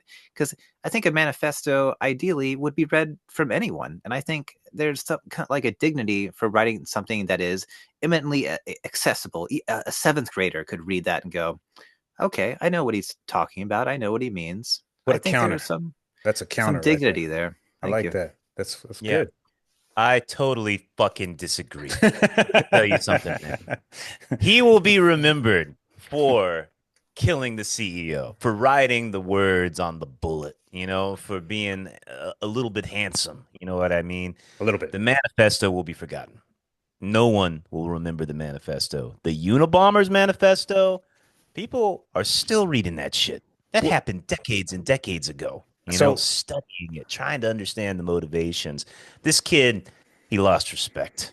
He lost respect, and now he's probably going to be forgotten. He'll be a blip in the past. Oh, yeah, you remember that crazy guy? Yeah, yeah, the guy with the smile. Yeah, yeah, he was cute. And then you move on, you know? well, He's so not I'll, some. well, hang on. So Austin, you brought up a good Yeah. point because I didn't know that there was a possible first one, and I knew he had the back surgery. Um, you brought up that I guess he posted somewhere about the horrific parts of caring for somebody in chronic pain, which is horrible. So I read the main article on like Yahoo. There's like 15,000 comments. Number one comment. This guy is like, my wife was in labor and my child has some horrible fucking genetic, like on the verge of death, fighting for her life. They deny the claim. They send the bill of $90,000 to my house and they address it to my 3 week old daughter. And I'm just like, oh my God. And I looked at the next one, another fucking horrific story from United Healthcare. And that makes sense. I think something happened to him personally. And that was the greatest comics because it would tear you up. It teared me up. I was like, they addressed it to your 3 week old daughter that's fighting for her life. Like, you owe us this now. I was like, that you can't do that. You can't do Yeah. that to people, man. That'll snap somebody. That will take a sane person that fucking loves puppies and rainbows and never had a hostile thought in their life and switch them into a homicidal maniac. Just like that. No What, compassion. what was that Michael Douglas movie like from the 90s, Breaking Hard, or the guy who he's in traffic in LA and he loses his mind and he just goes on a Oh killing yeah, spree. yeah, with the bazooka and the black kid tells him how to shoot it. Yeah, I forget Yeah, that. yeah, yeah. I am amazed that shit doesn't happen more. Maybe Hollywood's conditioned me to think that that's possible, but aren't you? I am completely amazed that people don't just completely snap and just start taking people out. In China the other Falling week, down. falling down. In China the other week, there was a kid in Guangzhou, right? He just got out a knife and he just started stabbing. He just started stabbing, and he killed 17 people, What? injured 25 more. Oh yeah. Oh yeah, it was a huge story. They repressed it quickly in China. 17? 17 dead with a knife and the rest injured, right? It was this insane story, insane story. And you know what it was? It was a kid who couldn't get a job. Like he graduated, did his gal cow, all that sort of stuff, and he just couldn't get a job. And he felt deep shame from his family, like you're useless, you're worthless, you're never going to amount to anything. And he just snapped. He snapped and he just started taking people out. How the fuck is this not happening every day in America? You know? Austin, did you just raise your hand? What was that? I did. That's a great feature because I've actually Raised his I hand. follow a number of YouTube channels that are like commentary on China, and they're Yeah. saying these kind of attacks against society. They have like a term for it, are quite common. And there was a case they're showing a video of a guy that ran his car into a Oh, yeah, group of that's another famous children. one. Yeah, Yeah, yeah, yeah. Dude, the China is having a psychological crack up. They I need am a seeing it in fucking my kids. American psychologist to come and save them for a high Oh, price and plenty of it, Chinese women at my beck and call, it please. is something else. But seriously, this guy, this CEO killer, man. Why aren't there more? Why aren't there more? let me I am shocked there's not more, let me you tell you know? what's going on in the fucking Hawaii today. So I fucking sent off all my papers to get my Hawaiian license. I haven't heard anything all week. I call them up today. This is the state psychology licensing board in Hawaii. I call them up. This is what I hear. Hello? And I go, I think I have the wrong number. Is this the psychology board? And he goes, yeah. And I was like, yeah. I was like, I sent him my packet, man. I was like, I was trying to get a license. He's like, oh, you're that Conrad guy. You haven't read it yet, but I might read it after lunch. And I was like, okay. I was like, give me a call later, man. That dude did not give two shits. I was like, wow, Dude, that's you know what that is? quality, quality. That's from Fight Club. I In Fight guess. Club, when Edward Norton calls Brad Pitt for the first time, like he calls, Yeah, he doesn't yeah, pick up. yeah. Yeah, and he's like, "Who is it?" He was eating something. He's like, yeah, I know. I never pick up the phone. He didn't care. It's No, you know, just because I don't have a printer. I wrote the handwritten note. He was like, "You're the guy that had the handwritten note, that Conrad guy." I was like, "Yeah." He's like, he immediately he, established dominance he in the knew it. comedy I was like, "Yeah, conversation. man, you give me a call whenever you feel like it, which will probably be next week." That Yeah. is big Les energy, man. What I like Hawaii because of that. I like that stupidity. I like that. This is something important, and this guy's giving it no importance whatsoever, and I love that. I love it. It's What do you think? fantastic. What's the best way to answer a phone? Do you think? You know, That was pretty bad. Chewing I, food on like an egg sandwich is pretty good. I don't as know.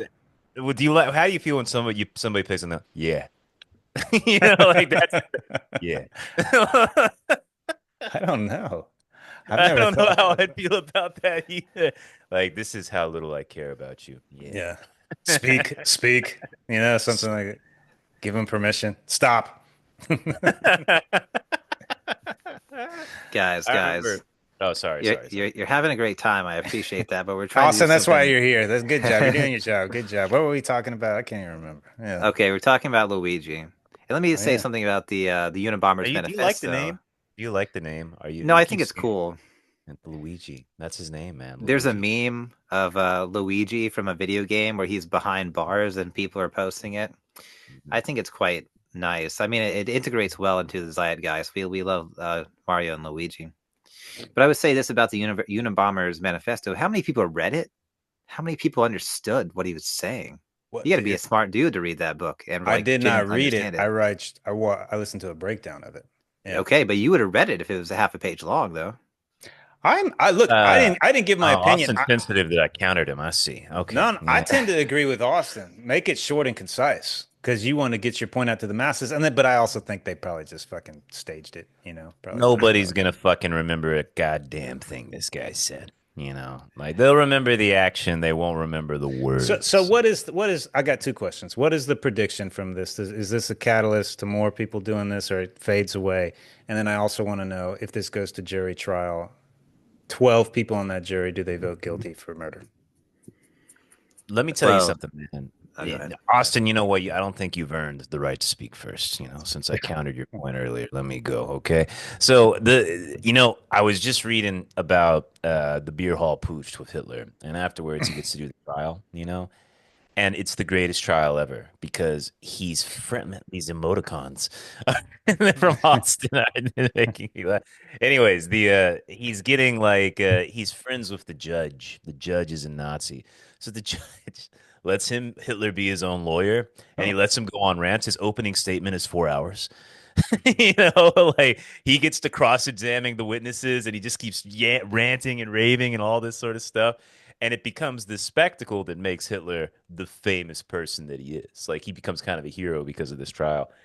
I hope this trial is public. I hope we get to watch it like well, in the New OJ. York, you can't. You can't watch it in New York. That's a shitty thing. Yeah. What? Is that a thing? Remember, Trump's was in New Oh, York and they wouldn't let us I watch it. thought it was a case by case thing. Is that a Oh, state law? I don't know. We couldn't watch Trump's. I imagine they wouldn't let us watch Oh these. man, dude, to see like I would be looking forward to that. I want to Yeah, see like the him on. Johnny Depp trial. Remember that? That was a good one. That Yeah. was the greatest thing ever, man. Everybody Yeah. loved that, Yeah. dude. Everybody was Like, watching that. oh Yeah. man, that courtroom drama could be fucking tastic. Fantastic.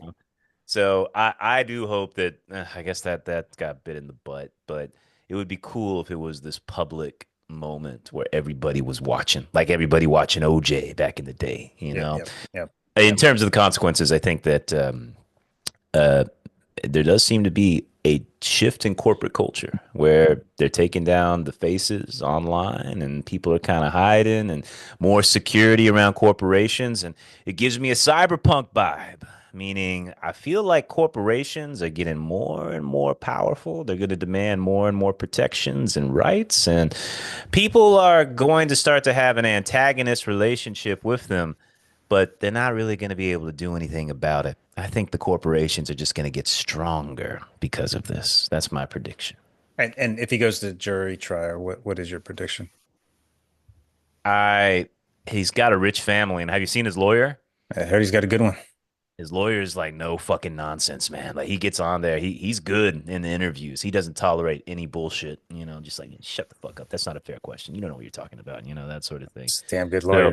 He he could deserves win. it. He could win. Maybe a hung jury. Who knows? We'll see. All right. He was on a news interview, and he said people are going out of their way and finding his office and are calling and are saying, "Please allow me to support Luigi. Let me I'll donate pay for it. monies to its Yeah. defense." Yeah. Let me just say this. Did you see that this guy read the Unabomber's manifesto and commented on it on Goodreads? No, what did he say? No, interesting. What did he say? Yeah. Well, he basically said like it's correct. He agrees with a lot of it, but he had a long quotation about when things get out of hand, sometimes violence is like the only answer. But Luigi like kind of like specified that he didn't agree with the Unabomber because he was very imprecise and he hurt innocent people. And he was basically like, you have to be precise with a scalpel, which I completely agree. Mass violence is a horrible idea. Innocent people become hurt. And when really it's down to just a few bad apples, and if you can take those people out, I think that's the correct method. What are you going to get from just killing a bunch of random people? Like that makes no sense. So murder is correct if it's done to the right person. Yeah. If you've got the justification. Yeah. That's what I've been telling everybody. Yeah. It's like Dexter. Yeah. Just make sure that you've got the right serial killers that you're getting the revenge on, and everybody's gonna be happy. I wonder how much money's been donated to his defense. I wonder how high that is. He's not taking any donations. He's already made the statement clear. Yeah. Bullshit. The lawyer said that. He said, "Yeah, we're taking Bullshit. no donation. I'm working for his family." That's Oh, it. he's just doing it out of the goodness of his heart. Is that what he's doing? No, Yeah. no, no. The family hired him. The Oh. super rich family. Apparently, his family owns nursing homes, and they're like some of the worst nursing homes in the country. Oh. Like all these claims of elderly abuse and Oh, stuff like well, that. who's telling us this? The news? Maybe they're the best nursing homes in the I don't country. know, man. Maybe it's true. Maybe he felt guilty about what his family was doing.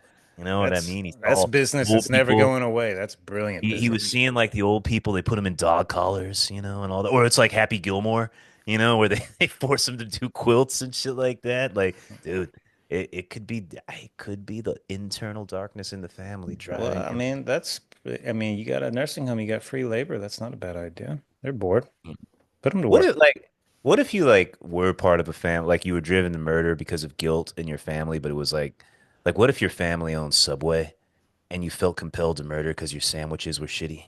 You know Oh, what I they're no mean? longer 12 inches. They went down to They're no 10. longer the $5 foot long. They took it away. They took it away from everybody, and you just felt some tense guilt about that. That would be a manifesto I would read for sure. Well, can we talk about this? We can talk about this idea of consequentialism, which is like an ethical theory that it's the consequences of an action which dictates its rightness or wrongness. And I could say you could have any type of wild motivations from doing any number of things, but if you get things done, it's hard to judge. And I think in this case, I hate because Dean, we talked about this last time, right? Said I was on the fence and all this stuff, and then Chase comes at me with all these reports that he read that they were sending $90,000 bills to children. It's like these people kill people, and they Yep. do it, and they completely get away with it. And talking a bit again about consequences, Dean, you said, okay, things aren't going to change. And I agree, that's the trajectory. And maybe we can't turn this ship around. But we did hear, I think it was Blue Cross Blue Shield, don't sue me for slander. There was a case where they were trying to limit the amount of anesthesia that they would allow people to have I heard about given this. surgeries, and they Yeah, like a stepped time back. limit on anesthesia. Yeah, yeah, Yeah, yeah. that's one consequence. I think I don't know. I mean, maybe this whole thing will blow over, and people are just going to hire security, and they're going to go on going. I hope my feeling is maybe the CEOs genuinely didn't know that they were horrible people, and maybe this is like giving them a wake up call, and they go look in the mirror, be like, "I'm a terrible person." There was a again in Futurama. There's a guy named there was a robot that was a clamp. I forget his name, The Clampers or clamps. something. Yeah, yeah, yeah. I know who you're Yeah, talking about. Like, give him the yeah. clamp. Yeah, yeah, yeah. So he was that might have not been him, but anyway, he's in a jail cell and he's like he has a knife and he stabs himself. He was like, I wonder what this feels like, and he stabs himself and he goes, oh my god, that hurts. And he Yeah. sits down on the bed and he goes, I deserve to be here. I'm a bad And person. yeah, and I hope and it's like I don't know if I'm making a correct like a close analogy here, but I hope there's something No, no, no, no. similar. No, See, brother, this is if you interesting. but if you paid me 90 million, if I worked my way up and made 90 million a year, I think the lifestyle I would become accustomed to, I could justify anything. Like, well, sometimes we got to cancel. And I wouldn't want to hear specific case reports. I would only want to hear the ones that we helped. I would Yeah. live in a way that it was a partial delusion, partial, because I would just lean into the good stuff and I would never dive in deep to the negative shit. And yeah, he could have shot me for all. If you, hey Chase, you want to pay 90 million to run an insurance company? Yeah, fuck yeah, let's do it, brother. Yeah, let's go. I hate to bring up history again, but I have to. There's a wonderful book, one of the best history books I've ever read, called Ordinary Men. And it's about Nazi prison guards at the concentration camps, and these guys are like middle-aged Germans who are too old to go and fight on the front lines. So, they're butchers, they're teachers, they're grocers, they're like normal, regular people. They go to church, they have families and all that stuff. But when they're there in the concentration camp, suddenly they start murdering indiscriminately. They start torturing. They start engaging in the most diabolical human behavior that you think is absolutely impossible. And then after the war is done, they go back to being butchers and going to church and taking care of their daughters and sons and all that sort of stuff. And I think you're right, Austin. I think that CEOs and people who are in positions of tremendous evil power, I think they just do it because it's part of the job. It's not a matter of morality. This is the world and reality that I am in, and I will adapt to that world and reality that I'm in. I think that's human nature, you know? And I'd like to believe that you can grow above it, but most people just do what they're expected to do in whatever situation they're presented with. Yeah, that was a great statement. I completely agree. CEOs of medical insurance are like Nazi concentration camp guards. That I, but I to be completely serious, I think there is a correct like analogy there. Is that where the idea of like the banality of evil comes from? Like there's this famous phrase. Yeah, that people you put people in these situations, they become completely evil, and it becomes completely natural to them. But I agree, like Chase, I think you're actually correct, Chase. I think there's like an internal scale, and I think they only look at the good things that they're doing, and they don't look at the bad. I think it's very very easy to delude yourself, and for John Paul Sartre, this is called living in bad faith. But I think this is what these people are doing. They are purposely looking at all the good stuff and ignoring all the bad. It's I think it's exactly what I would do. Yeah. yeah, easy to delude yourself like that. I think we all do it to some degree, but we don't have that kind of power. So our delusions are minor and they have almost no effect in the world. But these people, their delusions are incredibly important, or and have incredible impact on the world. And I'd say there's no bad people to themselves.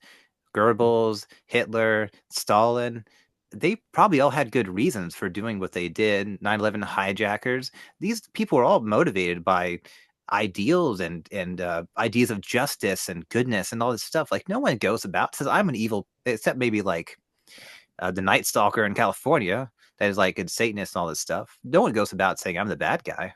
I'd never. I understand the term evil. I have never seen it. I have never experienced it. I have seen egregious acts and then ask questions and be like, oh, that's how they got there. But Like, you have run into sociopaths and psychopaths, right? yeah, but I can just see that like there's no connections anywhere. Like evil to me is like there's connections made, and it's just like, oh, that's just fucking, you're evil. Psychopath is just like it's illogical. It's just irrational. So I've never experienced evil. I've always been able to see how like that CEO, like, dude, you give me 90 million? Fuck yeah. I'll overlook a whole bunch of shit. I'll fall into that lifestyle quick. I've never seen it.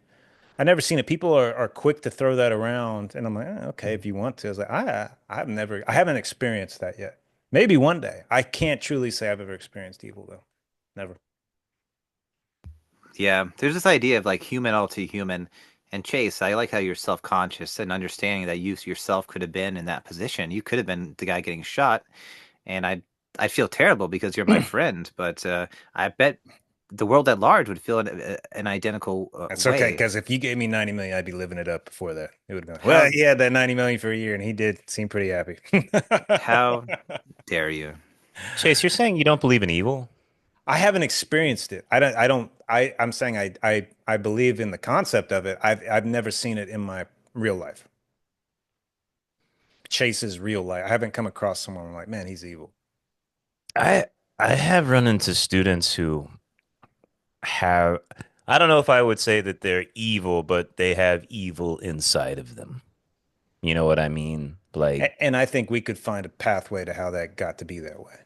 And then would yeah. we still call it evil? We would call it conditioning, maybe, right? Something like that. Well, the evil's there. You know what I mean? And it exists within them. You know what I I mean? don't know. It'd be an exploration. Yeah. Yeah.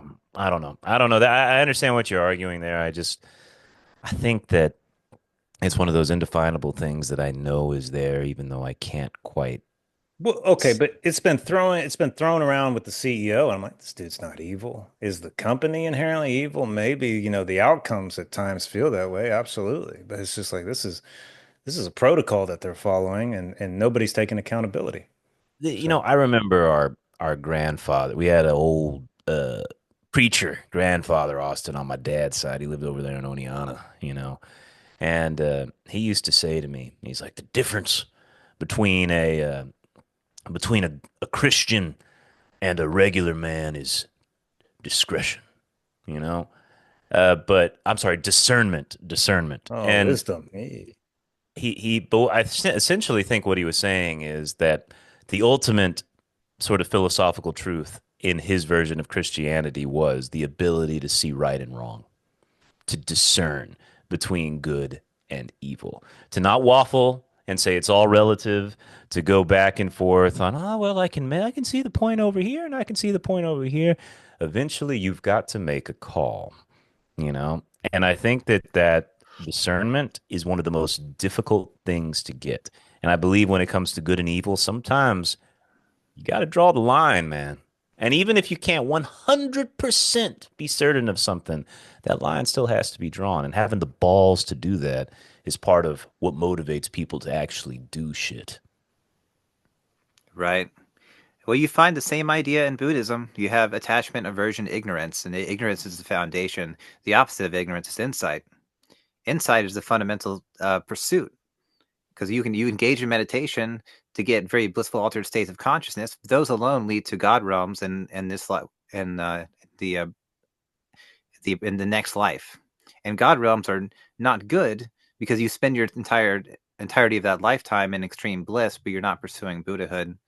The thing that is sought for is insight into the nature of reality, and that is what frees one from the cycle of suffering. So I think that's kind of an interesting parallel. But You I would know, completely well, and I said the same thing to Chase, just real quick, Chase. When Dean, you asked me, would I still be tempted from hard drugs? I say Hmm. no because I have correct insight into the nature of the beast, which I did not possess when I first took hard drugs. Now I look at it and I have insight into it. I have insight into the totality of it, and therefore I act in the correct way in And regards to therefore, hard. you have discernment. Yeah, you were able to Yeah. mature enough to see the truth. Yes. And see, Chase, this is the ultimate wisdom that I'm trying to share with you. Austin and I have reached this level of attainment, and you, Chase, who are waffling about whether evil exists in the No, universe, no, no, no, no. one day that you can actually grow up into a I mature. I would I wouldn't say love. I would like to experience evil just so like, oh wow. But I believe 100% the duality it's been so grounding me my whole life. So I do believe things exist in those terms. So I've experienced bliss and good. I'm very aware there's the opposite end of the spectrum, and that is depression, darkness, and evil. It would have to be. So it's out there. I'm very aware it's out there. It hasn't hit me in the face yet. I haven't seen it personally. This is the wisdom of Zarathustra. Yes, Austin and I have Zora, looked into the think of that flames, and gear, we like have the seen the truth. Zorro. That's cool, man. You wearing that Z on your shirt? That'd be fucking awesome. Remember Zorro? He fucking I do cut that remember into your. Zorro, man. It was cool, man. He had the Wasn't that mask. Anthony Hopkins? Wasn't he doing that? No, dude, that was Antonio Banderas. Antonio Banderas. Yeah. Damn. What a name. That was a great name. He's got a great voice, a great name, Hell and I don't no. know a single movie he's in other than that. But I He know had the the name. one where he had the guitar where he fucking shot everybody. Forget that. Was Desperado. he?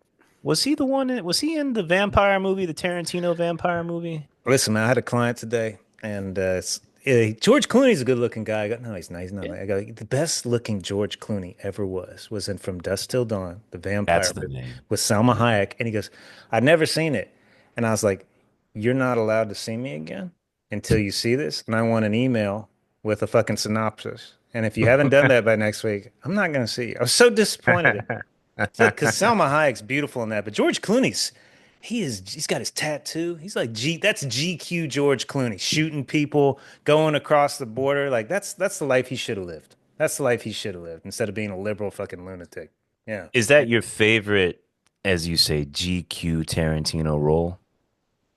Yeah, that's a fun Tarantino movie. But I got to George tell Clooney you though, nailed it. That's my no, favorite in one. terms of the GQ looks, but I was completely won over by Brad Pitt, and Once Upon a Time in Hollywood. Oh, he won an Oscar for it. That look to me was timeless, What? timeless, man. Yeah, yeah, Like just chill, not doing too much. Killed your wife, didn't really bother you. punch Yeah. Bruce Lee in the face. Like come on, man. Sure, That sure. was we can all just strive. Everyone wanted to be Brad Pitt in that I'm movie. striving for that there. I think I'm on my way. Close. About a foot too short and maybe got some, issues in the Like face. I said, You know, close. but you Put need the away. dog. Got to have the dog that's perfectly trained, man. That's Yeah, enough, that's right. That's right. protect you from that. So Keep Austin, I'm sorry. I know you try to keep us on the philosophical level, man, but sometimes Chase just goes off on his stupid rants. It's okay. We're a pyramid and we all require each other. So, Luigi, our good friend Luigi. I feel like we passed over too fast. He's in jail right now. He's awaiting trial, presumably, because he's said applied not guilty.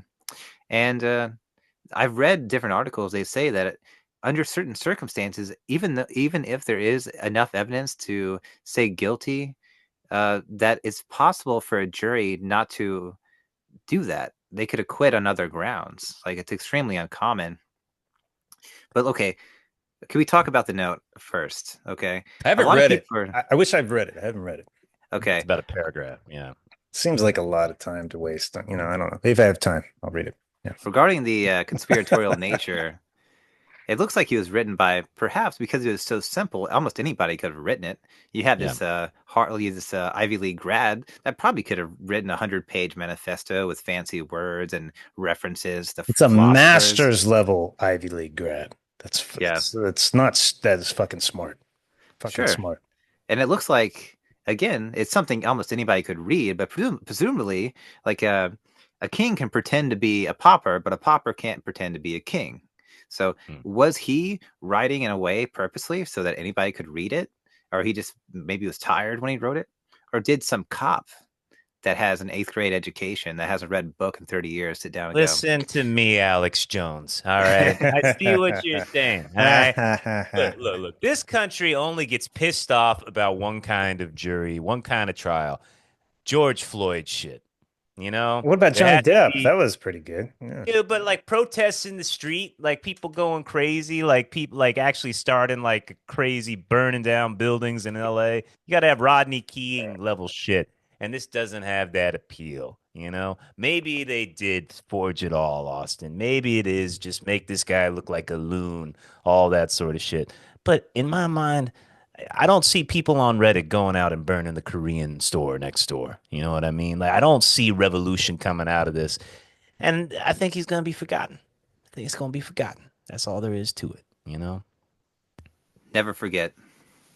I I'm never gonna forget about Luigi. There's two people I talked to this week, and let's say they're more anyway, they're along the lines of Austin.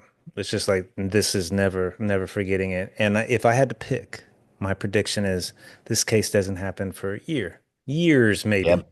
And they're Yep. just going to make you forget about it. And the people that Mhm. remember and protest are not going to be numerous enough to make an impact. That would be my prediction.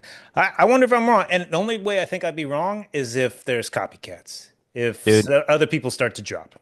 people forget about how celebrity works in America, man. You remember Joe Exotic? Yeah. Tiger, Tiger King. sure. Nobody fucking remember. He was the most famous man in America. He And now miscalculated that. He thought it was going to last a while. I'm Joe nothing. Exotic, man. Yeah.